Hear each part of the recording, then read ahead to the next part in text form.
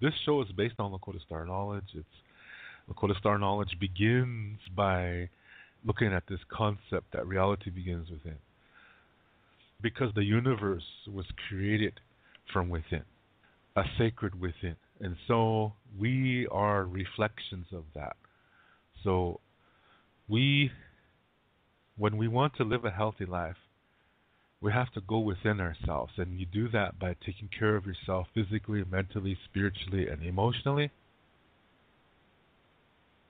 And if you just, if you neglect one of those four parts, you get sick. Or if you give too much attention to one of those four parts, like some people just want to look pretty all the time and get plastic surgery, and they're bodybuilders, and that's all they focus on is their outward appearance. See, they're only concerned about the physical aspect of their life, and they're neglecting the other parts. That's leading to illness. Yeah, even though they may be physically fit, that's all they're focusing on. They could still get sick and die because they're neglecting the other parts, other three parts of the self. Okay? So that's why I said you have to take care of all four best as you can. And as you're doing this, you will there'll be a period where you will come to peace with the difficulties from your past, and that means bringing up old emotions, but it's necessary because what you're really doing is cleaning house. Yeah, you're cleaning your house, your inside house. Yeah, your body. You're getting ready to cleanse it.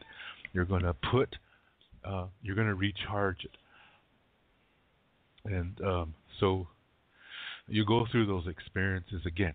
Yeah, I mean you relive them by looking at them, and then you when the emotions come, you express them without hurting anybody or anything. And when I say anything, that also includes plants and animals. So you express that emotion, and then you start saying, what can I learn from it? How can I make the best of that? As soon as you start thinking like that, your peace is coming to you now. And those emotions are gone. And you're developing emotionally. And that opens the door for you to develop spiritually. If you don't do this, you don't develop emotionally and you don't develop spiritually. What a lot of people do is they don't want to go through that. So instead, they say, well, it's better to forget. Yeah? And they think that as long as they forget it and don't think about it, that it'll go away. But no, it doesn't. Your body keeps that memory. Your body keeps all that energy inside of you. So even if you think you forgot, your body didn't. So it's still in you. It didn't go. Yeah? It did not go away. And it's going to make you sick the more that you stay away from it, the more that you deny it, the more that you try to stay away from it by forcing yourself to only feel one certain emotion. And when you do that, you see you're trapping that emotion to avoid looking into those difficult things, and that pushes your body into a denial, emotional denial, and you will get physically sick. You'll get mentally and emotionally sick too. Yeah, that's rugged. And since you're doing that, you're not developing emotionally, which means you're not developing spiritually. So to back that up, you choose to say, okay, I'm choosing this because I like it. That means it's good. Anything else is bad. So you then separate everything into two groups, this and that. And one of those you choose and say that's good. And the other one, you say it's evil. Because you think that the other one is going to ruin your false state of happiness or peace or love. Yeah? So you do your damn best to stay away from it. That leads you to becoming addictive. You become addicted to that one emotion. You do whatever you can to force yourself to only feel that one emotion so that you'll avoid the past. And that's the same thing that people addicted to drugs do. And in fact, that's where that comes from. Yeah, people who are addicted to drugs, this is one of the reasons. It's not because of the drug itself. It's the thinking behind it. Something happened in the past, and they don't want to face it. That's what happens, and those people become dualistic because they only see things in twos. Yeah, this and that. But when you do it the first way that I said, when you take care of yourself and when you're looking at your past and you go through those emotions again, you let them come, you express the emotion no matter what it is. Like I said, as long as you don't hurt anybody or anything, including yourself, you're going to start to make the best of it, learn from it. And then peace comes. Now you have knowledge. Now you've gained wisdom. And now you've developed emotionally. And now you will develop spiritually. And your communication is going to reflect that. And then you learn that there's at least 3 perspectives to everything. And again, it's not about good or bad. It's not about, is this a good one or is this a bad one?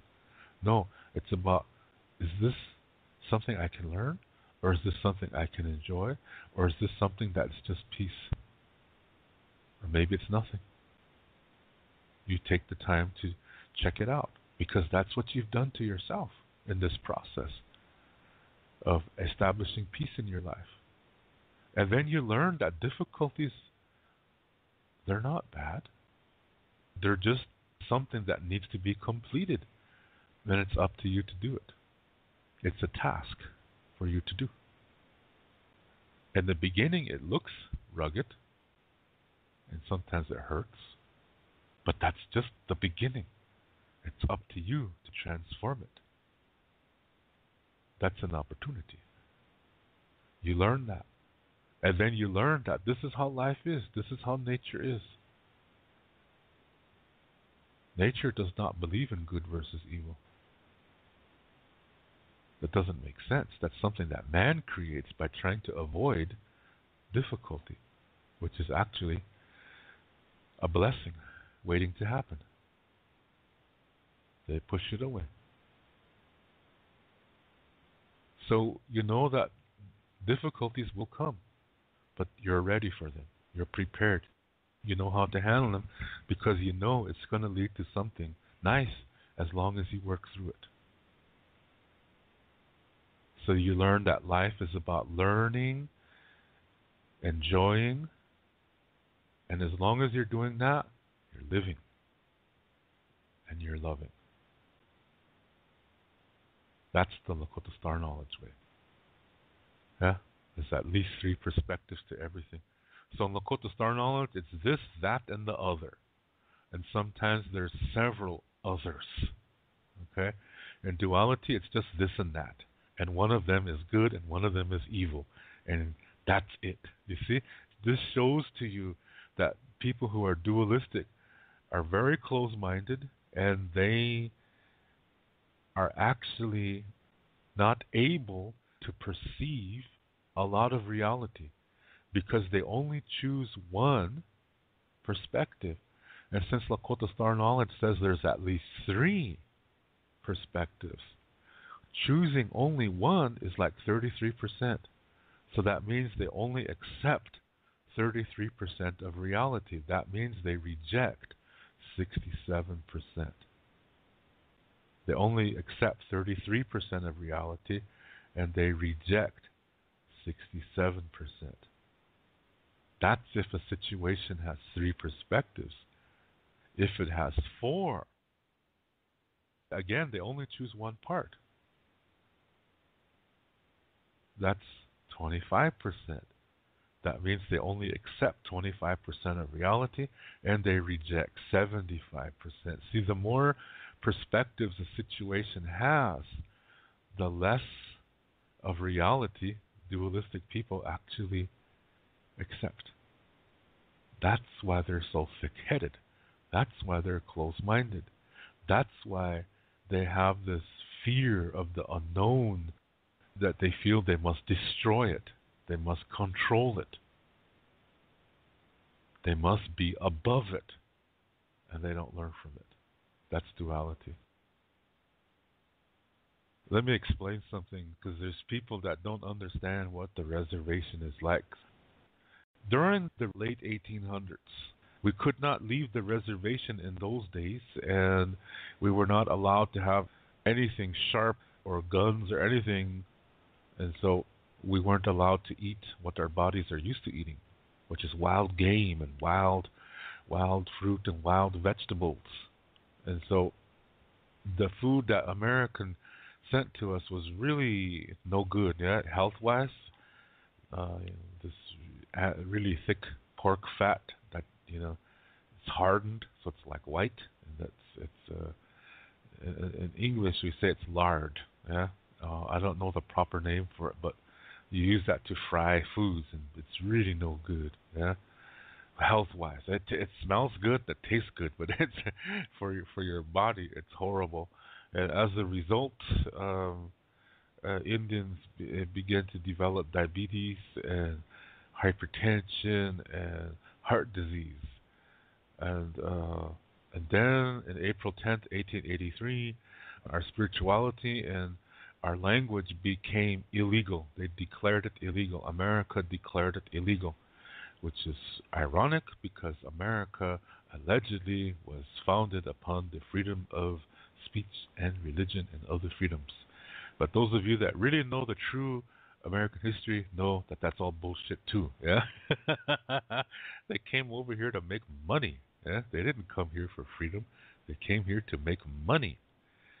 It's all about making money. Yeah, in the dualistic world. So that's the reason why the British colonists set up, so they could have people farm for their these British companies. Farm for products and then bring them back to England because England was running out of territory and there's too many people there, and so they saw this as a way to grow food elsewhere and then bring it back and sell it. Yeah, so it was all about making money. It never was really about religion and things like that. That's in some cases that was true, but that was not the real reason. Okay, so this shows that we were hit in the reservation physically, emotionally, and spiritually. Now, the self has four parts: the body, the mind, the emotional self, and the soul. Yeah. So we're hit physically with bad food. We can't do our ceremonies, and so we're hit spiritually, and we cannot speak our language, so we're hit emotionally. See, three of the four parts of the self were hit.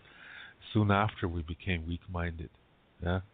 And so the churches came around that time and saw us in our weakened minds and our weakened condition, and they took advantage of that. This is the same condition that cult leaders and terrorist leaders bring their new recruits to deprive them of things their body needs, and then they can control their minds. And so this is the condition we were in. So the priests took advantage of that. They learned our ways and said, okay, Indians, your Indian ways conflict with the Bible, so that means your Indian ways come from the devil. And culture and language cannot be separated, so your language also comes from the devil. Yeah, so they were telling us we were evil and that we could save ourselves and that life would be better for us if we followed their way. And in our weakened minds, we heard that and said, yes, we want to live better. And the churches then started, baptizing us, and then church offered a day where Indians could come together because they're separated from one another. Their community thinking spirit was broken by this law that separated us from one another. So going to church gave an opportunity for Indians to see each other at least once a week. And so they would stay at church all afternoon, maybe even all day, and make a big thing out of it. And they started to believe what the preachers were saying. And as a result, we became Christian. During that time period, if you were like a problem, if you didn't fall into rank or if you were kind of difficult concerning this Christianization process, or if you represented something that was not in line with the Christians and you openly rebelled against it, America created this mental asylum and located in Canton, South Dakota. And this was for any Indian who did not go with the program, basically. They sent you there to die. Meaning, once you're committed there, you're not coming out. You're there for the rest of your life. And those conditions were just as bad as, mental asylums all over the world. In those days, they were horrible places. And sometimes there were rooms where there's no bathroom, and basically they never cleaned it. Things like that. So a lot of medicine men and women, holy men and women were sent there. Anybody who tried to do anything to the churches were sent there. This is like, say you have a flock of sheep and there's a troublemaker in there, so you get that troublemaker out of there and do away with it. That's what they did on the reservations. So in the 1930s, 1920s, 1930s, by then we could leave the reservation, but we were extremely Christian. So when you go to a reservation today and you see an old person, they are not the connection to our ancient past. No, no, no. You do the math. Yeah, it's 2015. So if you see a Lakota person today who's 75 years old, that would mean they were born in the year 1940. That was a time period where it was very Christian on the reservations. Okay? And also remember, the language was illegal. So a lot of these old people, they couldn't speak the language. Some do, okay? Because they spoke it at home. But not all of them. Not all elders today can speak their language. It's sad to see that, but that's the way it is. So that's what happened on the reservations.